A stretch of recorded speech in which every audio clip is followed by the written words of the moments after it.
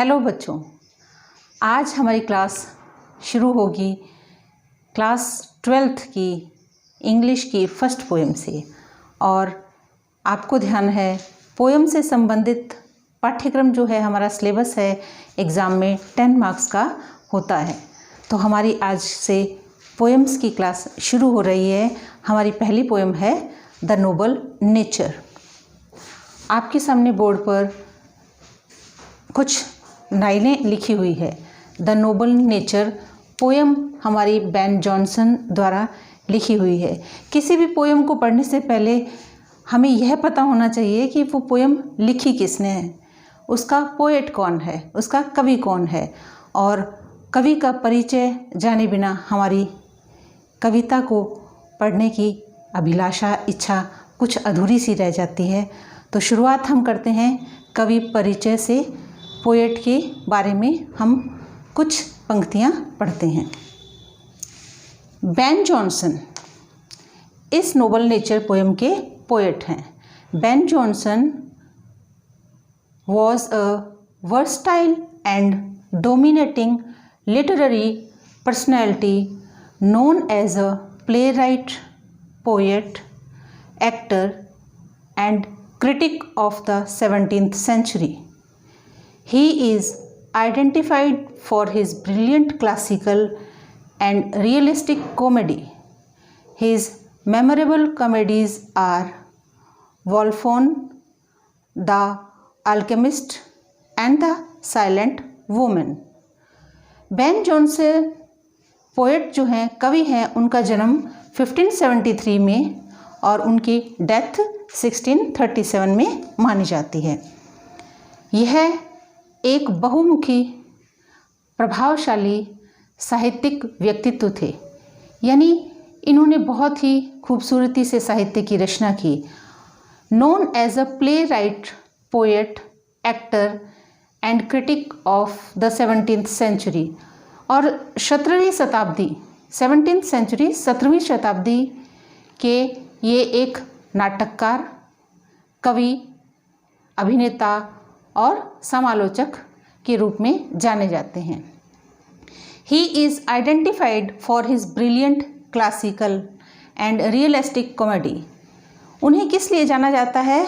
उन्हें उनके प्रभावशाली, प्रतिभाशाली, पारंपरिक, शास्त्रीय तथा रियलिस्टिक कॉमेडी यानी कि यथार्थवादी हास्य रचनाओं के लिए जाना जाता है।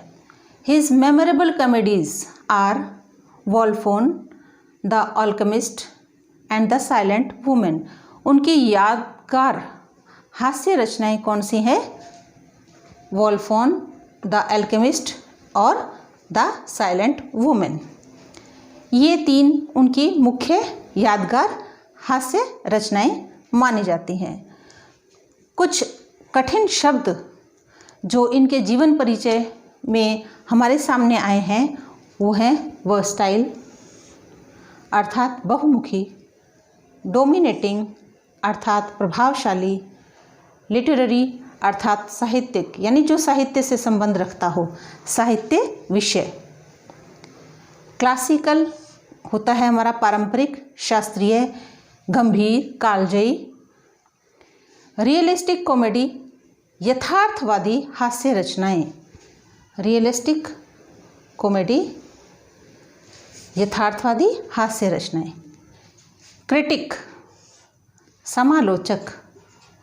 ब्रिलियंट, ब्रिलियंट मीन्स प्रतिभाशाली। तो जब हमने कवि का परिचय पढ़ लिया और उसके बाद अब हमारी बारी आती है कविता के बारे में, तो अब हम अपनी कविता शुरू करते हैं। पूरी पोएम बोर्ड पर आपके सामने लिख दी है, अब हम इसे पढ़ते हैं। It is not growing like a tree in bulk doth make a man better be, or standing long an oak 300 year to fall a log at last, bled and sere. A lily of a day is fairer far in May, although it fall and die that night. It was the plant and flower of light in small proportions we just beauties see, and in short measures life may perfect be। हर कविता में, हर poem में poet, कवि कोई ना कोई हमें संदेश देना चाहता है। इस पोयम में कवि हमें क्या संदेश दे रहा है कि महान होने के लिए हमें किन चीज़ों की, किन गुणों की आवश्यकता है। और इसी बात को बताने के लिए कवि ने 2 उदाहरण हमारे सामने प्रस्तुत किए हैं। 2 उदाहरण कौन से हैं? ओक, यह एक पेड़ है। दूसरा लिली, यह एक फ्लावर है, फूल है, पुष्प है। पहले हम पोएम में आए कुछ वर्ड के मीनिंग देख लेते हैं। बल्क मीन्स बड़ा आकार, लॉग लट्ठा, लकड़ी जब सूख के गिर जाती है तो उसे हम लट्ठा कहते हैं। मोटी लकड़ी जो सूख के गिर जाती है उसे हम लट्ठा कहते हैं। ब्लेड पत्तियों रहित, यानी जब कोई वृक्ष पर से सारी पत्तियां गिर जाती हैं, उस पर कोई पत्ती नहीं रहती, उसे हम ब्लेड कहते हैं। सियर सूखा हुआ, मुरझाया हुआ। फेयरर अधिक सुंदर। प्रोपोर्शंस अनुपात, आपने गणित में अनुपात के बारे में पढ़ा होगा। मेजर्स अवधि, समय। परफेक्ट पूर्ण, पूरा। अब हम इस कविता के अर्थ को समझने का प्रयास करते हैं। It is not growing like a tree in bulk doth make a man better B. पेड़ की तरह बड़े होना, आकार में खूब बड़े हो जाना मनुष्य को यह शिक्षा नहीं देता। क्या शिक्षा नहीं देता? महान होने की। मैन को बेटर नहीं बनाता, यानी वृक्ष की तरह बड़े हो जाने में, आकार में वृक्ष की तरह बड़े हो जाने से भी मनुष्य महान नहीं बनता। और standing long an oak 300 year to fall a log at last blade and sere. या यूं कहें कि एक ओक का वृक्ष जिसकी आयु यहाँ 300 वर्ष बताई गई है, 300 साल बताई गई है, कि एक ओक के वृक्ष के समान 300 वर्ष तक, 300 सालों तक जीवित रहें और अंत में क्या हो? सूख जाएं, एक लट्ठे की तरह पत्तियों से रहित हो जाएं और मुरझा जाएं और गिर जाएं। यानी इन 4 पंक्तियों में कवि हमें यह बताना चाहता है कि मनुष्य को आकार में एक वृक्ष की भांति बड़े नहीं होना है। वृक्ष बड़ा होता है लेकिन महान नहीं होता। क्यों? अंत में जब उसका जीवन समाप्त हो जाता है तो कैसा होता है? वह एक सूखी हुई लकड़ी की भांति गिर जाता है, जिस पर ना कोई हरियाली है, ना कोई पत्ते हैं, वह मुरझा जाता है। तो इन पंक्तियों में कवि ने यह संदेश दिया है कि हमें उस वृक्ष की भांति नहीं बनना है। अगली पंक्तियों में कवि हमें क्या बताना चाह रहा है? A lily of a day. Lily एक पुष्प है, कुमुदनी पुष्प को यहाँ लिली बोलते हैं। लिली क्या है? एक पुष्प है, एक दिन का पुष्प है, यानी उसकी जीवन की अवधि एक दिन की है। इज़ फेयरर फार इन मे, वह बसंत में बहुत ही सुंदर लगता है। यहाँ मे जो है, यह शब्द बसंत के लिए प्रयोग में लिया गया है। यानी एक दिन का पुष्प जो बसंत में बहुत ही खूबसूरत लगता है, बहुत ही सुंदर लगता है। Although it fall and die that night, जबकि होता क्या है कि वह उसी रात को मुरझा जाता है, मर जाता है, गिर जाता है। It was the plant and flower of light, लेकिन क्या है? वह एक पौधा है, एक फूल है। किसका? लाइट का, प्रकाश का, यानी प्रसन्नता का। यहाँ लाइट का अर्थ लिया गया है प्रसन्नता। लिली प्रसन्नता का पौधा है, प्रसन्नता का, खुशियों का फूल है। In small proportion we just beauties sees, हम छोटे छोटे अनुपातों में क्या देखते हैं? सुंदरताएं देखते हैं। छोटे अनुपात में खूबसूरती हम देखते हैं। And in short measures life में परफेक्ट बी, और छोटी अवधि में भी जीवन पूर्ण हो सकता है, हमारा जीवन सफल हो सकता है। इन पंक्तियों में कवि क्या बताना चाह रहा है कि जिस तरह एक लिली के पुष्प की जीवन की अवधि मात्र 1 दिन की होती है, उसी रात वह मुरझा जाता है, उसका जीवन समाप्त हो जाता है, फिर भी वह देखने वालों को बहुत अधिक खुशियाँ देता है, प्रसन्नता देता है, उसे देख के सब खुश होते हैं। इसी तरह चाहे छोटा हो हमारा जीवन, लेकिन होना वो पूर्ण चाहिए, पूर्ण अर्थात सार्थक होना चाहिए। हमारे जीवन से कोई ना कोई अच्छा कार्य हो, कोई ना कोई सार्थकता प्रकट हो, तभी हमारा जीवन पूर्ण होता है। यहाँ पर प्रकृति की 2 उदाहरण एक बार पुनः बताऊंगी आपको, दोबारा से बताऊंगी। 2 उदाहरण कवि ने दिए हैं, ओक ट्री, सेकंड है लिली फ्लावर। ओक ट्री की लाइफ 300 ईयर्स बताई गई है, जबकि लिली फ्लावर की लाइफ अ डे, 1 दिन बताई गई है। परंतु बेस्ट ये नहीं, ये है, लिली को उसने बेस्ट बताया है, कारण कि इसके कारण जीवन परफेक्ट होता है, पूर्ण होता है, यह हमें खुशियाँ देता है, ना कि अंत में यह एक सूखा पत्तों रहित मुरझाया हुआ लकड़ी के टुकड़े की तरह गिर जाता है।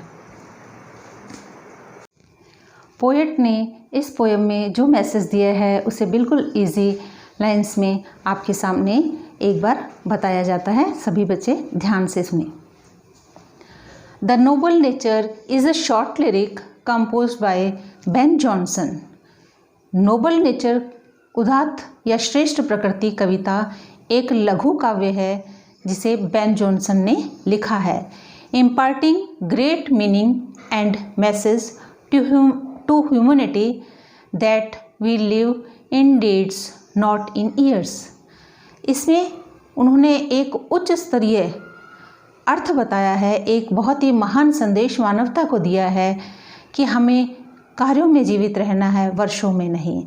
The poet contrast of meaningless and unimpressive long life with a short life full of heroic and virtuous deed by drawing 2 symbols from nature, an oak and a lily। कवि ने यहाँ तुलना की है प्रकृति से लिए 2 प्रतीकों के बीच। प्रकृति से लिए कवि के 2 प्रतीक हैं, एक ओक का वृक्ष और दूसरा लिली का पुष्प। उन्होंने तुलना की है अर्थहीन, अप्रभावशाली, लंबे जीवन की और एक भरे पूरे, साहसपूर्ण और बुद्धिमत्तापूर्ण किए गए कार्य की छोटे जीवन की। यानी एक तरफ तो बहुत ही लंबा जीवन है जिसमें कोई भी महान कार्य नहीं किया गया, और दूसरी तरफ छोटा सा जीवन है जिसमें बुद्धिमत्तापूर्ण कार्य किए गए हैं, साहसपूर्ण कार्य किए गए हैं। इन 2 की कवि ने यहाँ तुलना की है और प्रतीक के रूप में एक ओक वृक्ष लिया है और दूसरा लिली का फूल लिया है। Johnson widely disseminates that the worth of human life is measured not in years but on the basis of achievements and noble acts that leave imprints on the vast eternity of time। Johnson महोदय ने बड़ा ही विस्तृत रूप से प्रचार प्रसार किया है कि कीमत होती है मनुष्य के जीवन की, परंतु उस जीवन की जो वर्षों में नहीं माना जाता। अर्थात हमें मनुष्य के लंबी अवधि को नहीं नापना है, हमें किस चीज़ को ध्यान में रखना है, अचीवमेंट्स को, उसकी उपलब्धियों को, उसके श्रेष्ठ कार्यों को, और वे श्रेष्ठ कार्य जो लंबे समय तक शाश्वत रूप से एक निशान सभी के मन पे समय के बाद भी छोड़ जाते हैं। और इस तरह आज की हमारी ये कविता पूर्ण होती है। अब बारी आती है कि कविता में से परीक्षा के समय किस तरह के प्रश्न उत्तर पूछे जाते हैं। और अब बारी है पोएम से संबंधित जो क्वेश्चंस आते हैं वो एग्ज़ाम में किस तरह के आते हैं, कितने मार्क्स के आते हैं। कोई भी पोएम जो हमारे सिलेबस में है या पोएम्स जो हमारे सिलेबस में हैं उससे हमारे 10 मार्क्स के क्वेश्चन आंसर एग्ज़ाम में आते हैं, जिसमें से 4 मार्क्स हमारे होते हैं एक्सट्रैक्ट में से आंसर्स ढूंढने के, और 6 मार्क्स के हमें अलग से क्वेश्चंस दिए जाते हैं जो हमें करने होते हैं। आपको ध्यान होगा हिंदी में हमें कुछ पंक्तियां दे दी जाती हैं और उनके नीचे प्रश्न लिख दिए जाते हैं और कहा जाता है कि ऊपर लिखी हुई पंक्तियों में से इन प्रश्नों के उत्तर ढूंढिए। इसी तरह इंग्लिश में होता है कि आपके सामने किसी भी पोयम की कुछ पंक्तियाँ दे दी जाएगी और नीचे उनके क्वेश्चंस लिख दिए जाएंगे। एग्जाम्पल के तौर पर इस पोयम की हम एक प्रैक्टिस करते हैं, हमारी एक्सरसाइज हो जाएगी कंप्लीट इसी के साथ। It is not growing like a tree in bulk doth make a man better be, और standing long an oak 300 year to fall a log at last dry blood and sear. इस तरह ये 4 पंक्तियाँ हमें दे दी जाएंगी और उसके नीचे 3 या 2 क्वेश्चंस दे दिए जाएंगे और हमें इन्हीं लाइंस के अंदर से इनके आंसर ढूंढ के लिखने होंगे। पहला क्वेश्चन क्या है? In these lines what symbol does Ben Johnson draw from nature. इन पंक्तियों में बेन जॉनसन महोदय ने प्रकृति से, नेचर से कौन से सिंबल का चयन किया है, कौन सा सिंबल हमें, कौन सा प्रतीक हमें बताया गया है। तो आपका आंसर होगा एन ओक ट्री। क्वेश्चन यहाँ इस तरह भी आ सकता है कि इन पंक्तियों में जो ओक ट्री बताया गया है उसकी एज इन पंक्तियों में कितनी मेंशन की गई है, उस समय हमारा आंसर होगा 300 ईयर्स। नेक्स्ट क्वेश्चन देखिए, write the qualities of an oak. एक ओक वृक्ष की हमें क्वालिटीज़, खूबियाँ, विशेषताएं लिखनी है। तो यहाँ इन पंक्तियों में मेंशन है, हमें वही लिखनी है।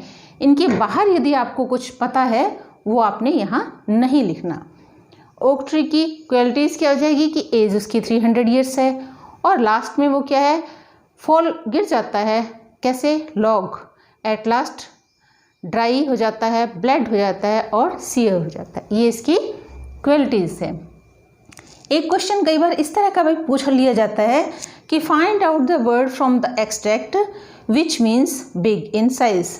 यानी इन पंक्तियों में से किसी भी एक शब्द का अर्थ यहाँ दे दिया जाएगा और आपसे ये कहा जाएगा कि ऊपर जो पंक्तियाँ लिखी हैं, जो पैराग्राफ लिखा है, उसमें से यह अर्थ किस शब्द का है, वह शब्द हमें ढूंढकर लिखना है।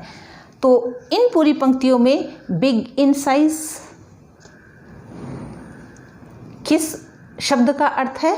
हमने वर्ड मीनिंग में देखा था बल्क, यानी आकार में बड़ा। इस तरह के क्वेश्चंस हमें एग्ज़ाम में 4 मार्क्स के आते हैं। सेकंड टाइप के क्वेश्चन जो हमारे 6 नंबर के एग्ज़ाम के लिए होते हैं वह किस तरह के होंगे? उस समय क्या होता है कि इन पंक्तियों के अतिरिक्त जो 6 नंबर के प्रश्न हमसे पूछे जाते हैं उनमें ये होता है कि ये पंक्तियाँ हमें नहीं दी होती। और उदाहरण के रूप में इन्हीं प्रश्नों में से 6 नंबर के लिए प्रश्न कैसे बनते हैं यह मैं अभी आपको बताती हूँ। उस समय एक प्रश्न यहीं से हम बना देते हैं, what symbols does Ben Johnson draw from nature. अगर डायरेक्ट ये क्वेश्चन आ जाता है तब हमें अकेले ओक की बात नहीं करनी, हमें एन ओक और अ लिली दोनों की बात कही जाएगी। क्यों? क्योंकि क्वेश्चन हमारा इन पंक्तियों के साथ नहीं पूछा गया, क्वेश्चन हमारा अकेला पूछा जा रहा है 6 नंबर के क्वेश्चंस के बीच में। यह क्वेश्चन एज इट इज़ आ सकता है, write the qualities of an oak. इसकी जगह क्वेश्चन दूसरा भी पूछा जा सकता है, write the qualities of a lily.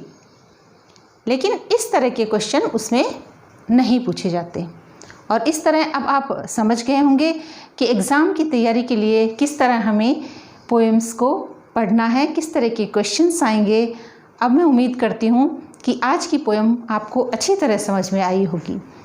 अब आपको जो कार्य करना है वह यह करना है कि जो मैसेज इस पोएम में दिया गया है, ध्यान रखें जो मैसेज इस पोएम में दिया गया है उसी तरह के कुछ मैसेज हमें हिंदी के दोहों में भी मिलते हैं। आप सभी कमेंट बॉक्स में एक एक दोहा उससे संबंधित जरूर लिखेंगे। इसी के साथ आप सभी का धन्यवाद। फिर मिलेंगे अगली कक्षा में, तब तक खुश रहें, मस्त रहें, स्वस्थ रहें। जय भारत।